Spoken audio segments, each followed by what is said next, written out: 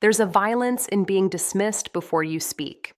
A particular kind of soul-crushing rejection that happens in the eyes, in the micro-expressions, in the subtle shifts of body language that communicate your worthlessness before you've had a chance to prove otherwise.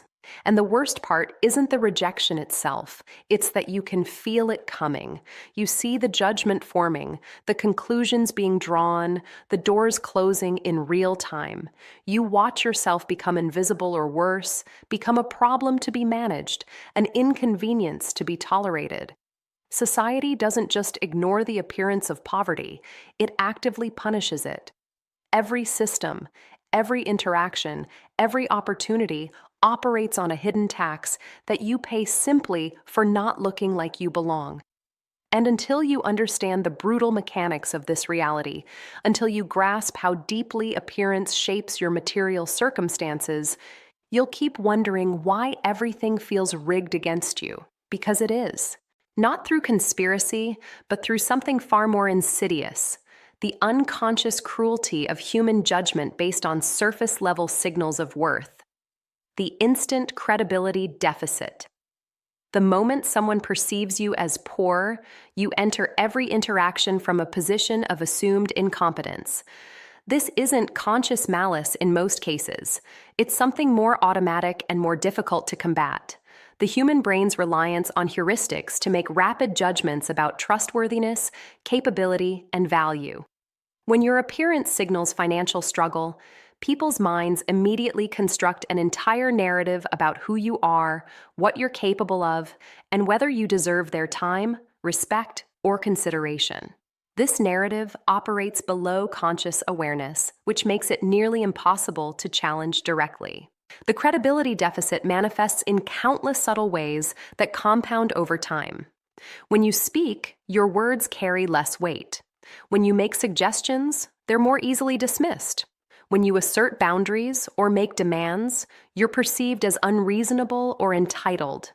The same behavior that would be seen as confidence in someone who looks prosperous gets interpreted as arrogance or delusion in someone who appears poor. The same persistence that would be admired as determination becomes annoying pushiness. The same self-advocacy that would be respected as knowing your worth becomes demanding something you haven't earned. This deficit operates on the assumption that poverty is deserved, that it reflects some fundamental character flaw or lack of ability. If you were competent, talented, hardworking, or smart, the reasoning goes, you wouldn't be in this position. Therefore, your current state serves as evidence against you in every interaction. You must work exponentially harder to prove basic competence that others are granted automatically. You must over-deliver to receive the same consideration that others receive for simply showing up. You must be exceptional to be treated as adequate. The psychological weight of this constant proving is exhausting. You cannot relax into interactions. You cannot assume good faith or fair treatment. You must be perpetually on guard, perpetually performing, perpetually trying to overcome the negative assumptions people make about you before you've said a word. This hypervigilance depletes your mental and emotional resources, leaving you with less energy for actual performance, which then becomes a self-fulfilling prophecy. You struggle because you're spending so much energy fighting perception instead of focusing on execution. The credibility deficit also affects how people interpret your mistakes versus your successes. When you fail at something, it confirms their assumptions. When you succeed, it's an anomaly, an exception that doesn't change their fundamental assessment of you. This asymmetrical interpretation means you must succeed consistently and overwhelmingly to shift perception, while a single failure can reset everything. The margin for error is non-existent. The grace extended to those who look prosperous, the allowance for bad days or learning curves or human imperfection, simply doesn't exist for you. The gatekeeping mechanisms. Systems and institutions don't just passively reflect bias against the appearance of poverty, they're actively designed with gatekeeping mechanisms that filter out people who don't signal the right kind of belonging. These mechanisms operate at every level, from formal requirements to informal cultural codes, creating barriers that are simultaneously invisible to those who naturally clear them and insurmountable to those who don't. The genius of these gatekeeping systems is that they appear neutral, objective, merit-based. But they're measuring merit using criteria that correlate strongly with existing wealth and the ability to signal prosperity. Consider the psychology of the gatekeeper, the person whose job involves deciding who gets access and who gets denied. They're not trying to be cruel, they're trying to minimize risk, to make safe choices, to avoid being blamed for bad decisions. And in their risk calculation, your appearance of poverty is a massive red flag. It suggests unreliability, desperation, potential problems. The gatekeeper knows they'll face no consequences for rejecting you. But if they approve you and something goes wrong, they'll be questioned about their judgment. So the safe choice, the choice that protects their own position, is to filter you out. These gatekeeping mechanisms extend beyond formal checkpoints into informal social territories. Certain spaces, certain conversations, certain networks operate on unspoken rules about who belongs.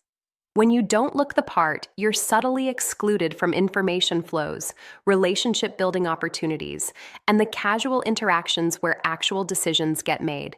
You might technically be allowed in the room, but you're not really in the room.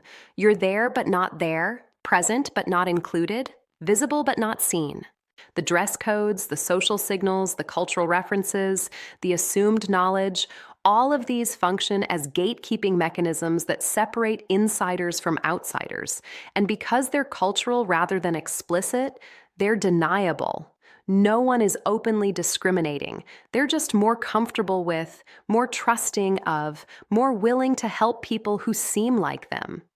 And you don't seem like them, because poverty has marked you in ways that go beyond clothing into body language, speech patterns, and the subtle indicators of chronic stress and resource scarcity. Breaking through these gatekeeping mechanisms requires not just meeting the stated requirements, but decoding and matching unstated cultural expectations.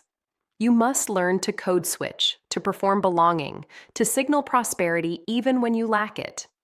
This performance requires resources, time, money, knowledge, energy that you're already short on. It's expensive to look like you're not poor. The boots theory applies to everything. Cheap clothes wear out faster and look worse, requiring more frequent replacement. Cheaper living situations often mean longer commutes and less time for the self-care that maintains appearance. The cascade of poverty creates visible markers that then create more poverty. The opportunity invisibility. When you look poor, entire categories of opportunity simply don't appear for you, not because they don't exist, but because the people distributing opportunities don't think of you when they're deciding who to offer them to. This invisibility is distinct from active discrimination. It's the absence of consideration, the failure to come to mind, the automatic filtering that happens when someone thinks about who might be right for something. And because it's an absence rather than an action, it's nearly impossible to challenge or even identify. The psychology here involves mental categorization and association. People maintain mental lists of who's capable of what, who might be interested in what, who deserves what.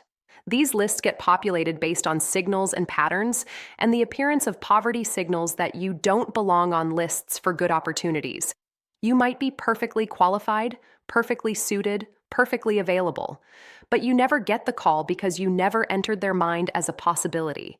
The opportunity goes to someone who looks like the kind of person who gets opportunities. This invisibility compounds over time because opportunities often build on previous opportunities. If you're not on the initial lists, you don't get the early chances that would make you an obvious choice for later, bigger opportunities. You don't build the track record, the connections, the reputation that would make you visible. Meanwhile, people who look prosperous get opportunities to fail upward, to learn on someone else's dime, to build impressive resumes through access rather than exceptional ability. The gap widens not because of performance differences, but because of visibility differences. The emotional experience of this invisibility is a special kind of frustration. You know you're capable. You know you could excel if given the chance. But the chances never come. And when you try to advocate for yourself, when you put yourself forward, it's perceived as presumptuous or desperate rather than confident. The same self-promotion that works for people who look prosperous backfires for people who look poor. You're supposed to wait to be chosen, but you're never chosen because you're invisible. This invisibility also affects how your work gets attributed and recognized. When you do manage to contribute something valuable, it's more likely to be overlooked or attributed to someone else. The assumption is that good ideas, quality work, and valuable contributions come from people who look successful. So when such things appear in proximity to you, the mental gymnastics begin to attribute them elsewhere or minimize their significance. You could be the source of the insight that changes everything, but the credit flows to whoever looks like they should have had that insight. The psychological gauntlet. Beyond the external barriers, looking poor creates an internal psychological battleground that undermines you from within. The constant judgment, the perpetual proving, the endless small humiliations create a specific kind of psychological damage that makes escaping poverty even harder. You develop a hyper-awareness of your appearance, an obsessive monitoring of how you're being perceived, an exhausting vigilance that never fully switches off. This state of perpetual self-consciousness is cognitively and emotionally draining in ways that people who've never experienced it struggle to comprehend. The shame that accompanies visible poverty is corrosive. It's not just the shame of material lack, but the meta-shame of being ashamed, the recognition that you're internalizing society's judgment of you and turning it against yourself. You start to see yourself through the eyes of those who dismiss you. You start to believe the narratives about deservingness and worth that you encounter everywhere. Even when you intellectually reject these narratives, they burrow into your unconscious and influence your behavior, your ambitions, your sense of what's possible for someone like you. This internalized shame manifests as self-sabotage that looks like validation of the original judgment. You don't advocate for yourself forcefully because you've absorbed the message that you don't deserve advocacy. You accept less than you should because you believe less is all you're worth. You don't reach for opportunities because you've internalized the idea that those opportunities aren't for people like you. The external barriers become internal limiters that persist even when external circumstances change. The psychological gauntlet also includes the constant cognitive load of managing perception. You're running multiple simultaneous calculations in every interaction. How am I being perceived? What signals am I sending? How can I counteract negative assumptions? What's the minimum acceptable presentation? This background processing consumes working memory and attentional resources that could be directed toward actual performance. You're literally made less effective by the mental energy required to manage the perception of poverty. Depression and anxiety flourish in this environment. The unpredictability of how you'll be treated, the constant small traumas of being dismissed or disrespected, the grinding frustration of having your worth determined by your appearance rather than your abilities, all of this creates chronic stress that dysregulates emotional and cognitive functioning. And then the symptoms of this stress, difficulty concentrating, emotional volatility, fatigue, become additional marks against you, further evidence of your unsuitability and lack of worth. The compounding trap. The cruelest aspect of how poverty's appearance works against you is how it creates self-reinforcing cycles that make escape increasingly difficult. Each manifestation of bias, each lost opportunity, each moment of being dismissed or disrespected doesn't just affect that single interaction. It affects your trajectory, your resources, your psychological state in ways that make the next interaction harder. The disadvantages compound, creating an accelerating downward pressure that requires increasingly superhuman effort to resist. When you're denied opportunities because of how you look, you can't build the resume or track record that would overcome appearance-based judgments. When you're paid less or charged more because of perceived poverty, you have fewer resources to invest in improving your appearance. When you're disrespected and dismissed, you develop defensive behaviors and trauma responses that make you actually harder to work with, confirming the original bias. When you're invisible to networks and gatekeepers, you can't build the connections that would make you visible. Each disadvantage feeds into others, creating a web of mutually reinforcing barriers. The trap also operates temporally. The time and energy you must spend managing perception, navigating bias, and compensating for unfair treatment is time and energy you're not spending on skill development, strategic planning, or taking calculated risks. You're stuck in a survival mode that prevents the kind of long-term thinking and investment that builds escape velocity. Meanwhile, people who look prosperous can focus their full cognitive resources on advancement because they're not spending those resources on managing basic respect and access. The psychological damage of chronic mistreatment creates its own compounding problems. Trauma responses developed from constant dismissal make you guarded and defensive in ways that affect relationships and opportunities. The depression and anxiety born from grinding injustice sap motivation and energy. The internalized shame limits ambition and risk-taking. These psychological impacts then influence behavior in ways that create new material disadvantages, which create new psychological impacts, spiraling in ways that are difficult to interrupt. Breaking free from this compounding trap requires somehow accumulating enough resources, psychological resilience, and strategic positioning simultaneously, each of which is made harder by the absence of the others.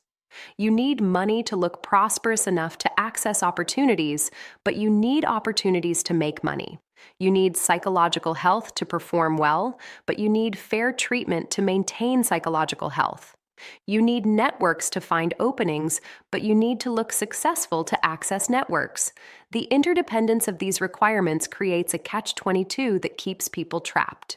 The only reliable escape from the compounding trap involves accessing some external intervention, a person who sees past appearance, a windfall that allows investment in presentation, a system that enforces truly merit-based evaluation, a lucky break that interrupts the cycle.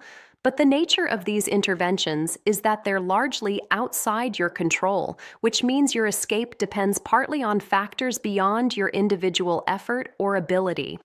This randomness element is often invisible to people who've never experienced the trap, leading them to attribute both poverty and prosperity to individual merit when both involve substantial elements of circumstance and luck. Understanding these mechanisms doesn't immediately neutralize them, but it does provide a kind of psychological protection. When you know that dismissal reflects bias rather than your actual worth, it still hurts, but it hurts differently. When you recognize gatekeeping mechanisms as systemic rather than personal, you can sometimes navigate around them more effectively. When you see the compounding trap clearly, you can make more strategic choices about where to invest limited resources. Knowledge doesn't level the playing field, but it provides a map of the terrain that makes navigation slightly less impossible. And sometimes that slight reduction in impossibility is enough to find a crack, a leverage point, a way through that transforms understanding into escape.